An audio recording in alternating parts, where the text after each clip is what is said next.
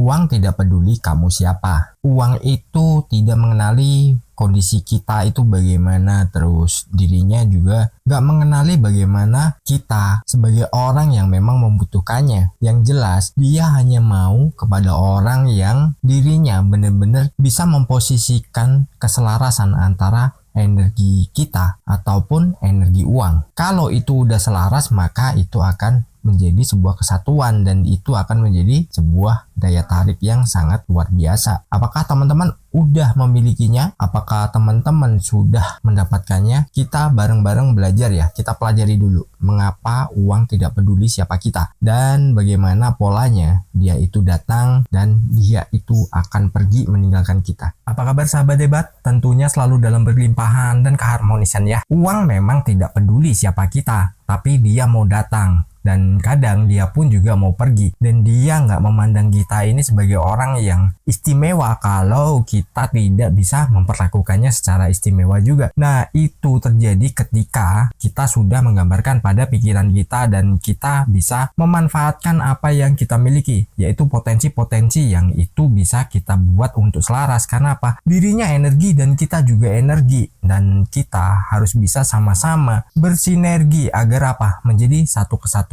Dan itu akan saling mudah mengisi antara kita dan uang tersebut. Kita mulai di poin pertama. Dia akan datang sebagai siapapun kita. Meskipun ya mungkin kita berpikiran bahwa ekonomi kita ini susah, ataupun kita dilahirkan dari orang yang biasa-biasa aja, atau bahkan dari orang yang maaf hidupnya susah, dia tetap datang kok. Karena apa? Dirinya akan datang sebagai sebuah tarikan. Nah, tarikan ini ketika seseorang ini merasa, wah gue dilahirin dari orang yang biasa aja, gue dilahirin dari orang yang kekurangan, atau gue dilahirin dari orang yang pas-pasan. Nah, dirinya datang itu sesuai dengan apa yang kita gambarkan, sesuai dengan apa yang kita pikirkan. Kadang gini, kita merasa lahir dari orang biasa-biasa aja dan kita lahir dari orang yang mungkin serba kekurangan. Nah, dari situ kalau mindset kita memang sama bahwa kita adalah orang yang kekurangan ataupun kita biasa-biasa aja, ya sudah, yang namanya uang itu datangnya ya mentoknya segitu-segitu aja. Karena apa? Gambaran kita nggak berani kita memikirkan sesuatu yang lebih. Meskipun ya kita udah bekerja mati-matian, kita udah bekerja ini susah payah, bahkan bisa dibilang 24 jam kita bekerja. Kalau kita tidak merubah cara pandang kita, pola pikir kita, dirinya akan datang dengan nilai yang ya segitu-gitu aja. Jadi dia nggak akan datang dengan nilai yang jauh lebih besar lagi. Sayang banget, kinerjanya sama, terus ya mungkin capeknya juga sama, tapi yang dihasilkan itu berbeda. Nah, itu harus dirubah ya teman-teman ya. Jadi misalkan nih, Anda lahir dari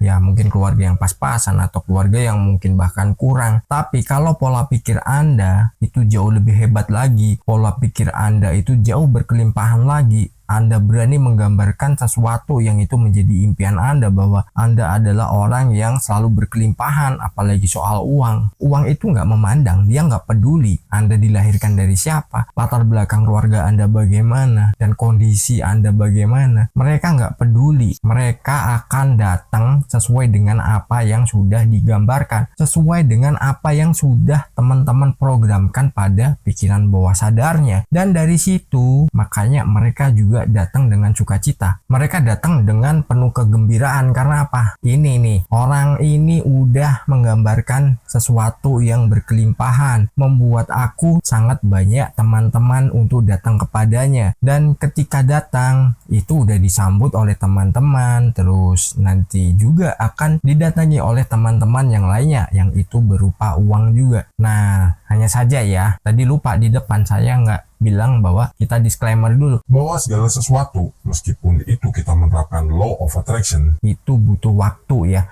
Bukan sesuatu yang instan dan bukan sesuatu yang itu simsalabim atau itu hanya sebuah kebetulan. Semua itu butuh proses dan semua itu butuh penyesuaian juga. Jadi teman-teman kalau mau belajar silahkan teman-teman simak dengan baik apa yang saya sampaikan ya. Ini kita berbagi ya. Jadi di sini bukan saya menggurui, bukan saya mengajari, saya hanya berbagi. Kita lanjut aja di poin kedua. Dia akan pergi. Nah, uang ini juga nggak peduli seberapa kaya Anda, seberapa ya mungkin berkelimpahan Anda ataupun keluarga Anda ataupun orang tua Anda. Dia akan pergi kalau Anda sia-siakan. Jadi jangan kira mereka hanya datang terus nanti dianya akan ya enak-enakan. Kalau kita tidak tahu treatmentnya bagaimana, kita nggak tahu bagaimana cara pengelolaannya, bagaimana kita memperlakukannya, mereka akan pergi. Sekaya apapun Anda, pasti bisa juga Anda akan kehilangan yang namanya uang. Mereka nggak peduli siapa Anda, mereka nggak peduli bagaimana latar belakang Anda. Banyak kan orang yang tadinya wah mungkin tajir melintir, terus mau apa aja bisa, ibaratnya nguap aja keluar duit tuh, tapi pengelolaannya nggak bisa, komunikasinya juga nggak ada, terus dirinya selalu menyanyiakan yang namanya uang. Nah dari situ apa? Ya uang nggak betah dong, dirinya dibuang nggak jelas, mungkin untuk belanja sesuatu yang itu nggak beres, hanya buat gengsi-gengsian. Nah lama-kelamaan apa? Ternyata ada pematiknya nih, terkena sebuah masalah. Nah dari masalah itu udah habis-habisan. Dari situlah uang nggak peduli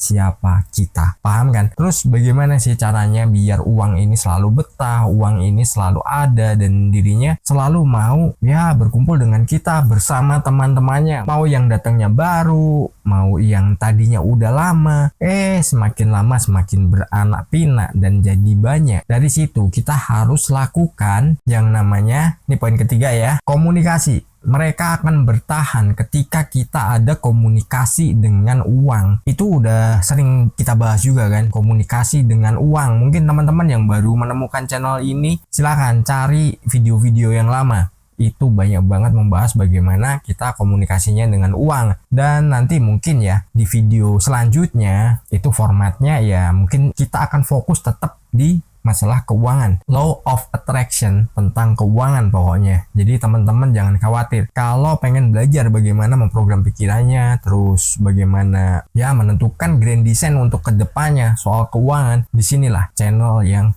teman-teman bisa gunakan untuk belajar. Makanya yang belum subscribe silahkan subscribe ya. Kita lanjut ya. Komunikasi dengan uang itu bagaimana? Ya komunikasi dengan uang itu ya kita bisa bicara dengan dirinya, kita perlakukan dengan baik dan kita kasih ya mungkin tempat yang layak. Kita jaga, kita kembangkan itu uang, kita jadikan dia itu semakin gembira. Uang nggak suka sendirian, dia sukanya rame-rame. Kalau mereka rame-rame yang seneng siapa? Ya kita. Meskipun Anda hanya menaruhnya di rekening, yaitu nggak ada masalah, ya dirinya berkumpulnya di situ, uang akan mengalir ke tempat yang menyenangkan. Kalau dirinya itu senang di situ, di situnya juga membuat dia lebih nyaman, ya biarkan saja, tambahin aja teman-temannya, aja komunikasi saat kita keluarkan, kita bilang bahwa dia akan balik bersama teman-temannya ya, berbagai bentuk dan rupanya. Mungkin kita buat belanja nih di minimarket, kita aja komunikasi tuh ya kan, nanti baliknya bisa aja masuk ke rekening, e-wallet ataupun dalam bentuk yang lain ya, mungkin dalam bentuk materi-materi yang senilai uang tersebut. Itu bisa aja, dan datangnya teman-teman bisa bilang kalau mau balik lagi ajak teman-temannya yang banyak. Nah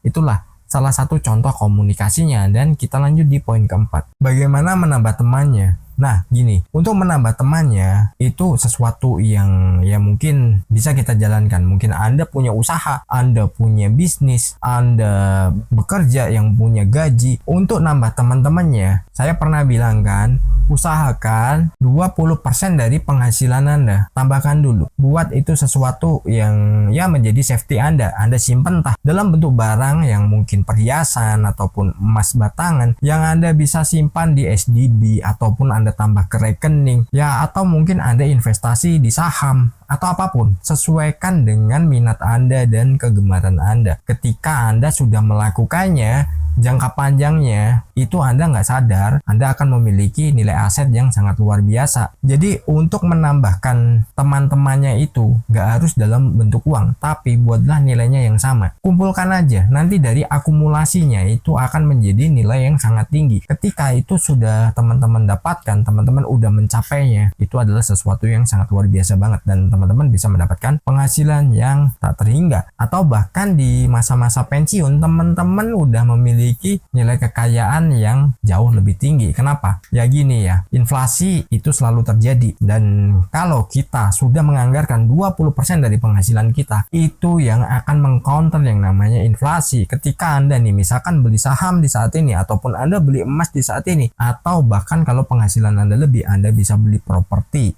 atau tanah ya, kalau saran saya tanah aja, itu nilainya akan naik ya, dari tahun ke tahun akan naik. Nah giliran teman-teman ini udah masa pensiun, ternyata nilainya udah sangat tinggi, dan itu sangat luar biasa banget kan. Jadi mengikuti nilai inflasi yang terjadi di masa itu, di masa depan yang kita nggak tahu inflasinya sampai berapa. Jadi tiap tahun itu ada kenaikan, terus nantinya mungkin pas harga turun kita borong lagi ya, dari 20% itu. Mungkin dari 20% itu jangan hanya jadikan dalam satu sektor, jadi dipecah-pecah. Misalkan ada emas dan tanah, itu bisa. Atau kalau nggak cukup untuk tanah ya, emas dan saham itu juga bisa, tergantung Anda nyamannya di mana. Dan kita lanjut di poin kelima, terima sekecil apapun ya, pemasukan itu sekecil apapun diterima. Mungkin ada yang targetnya punya penghasilan sekian juta tiap bulan, tapi ternyata penghasilannya itu kurang, dalam artian kurang karena untuk biaya hidup, untuk ya mungkin lain-lain, dan sisanya hanya dikit.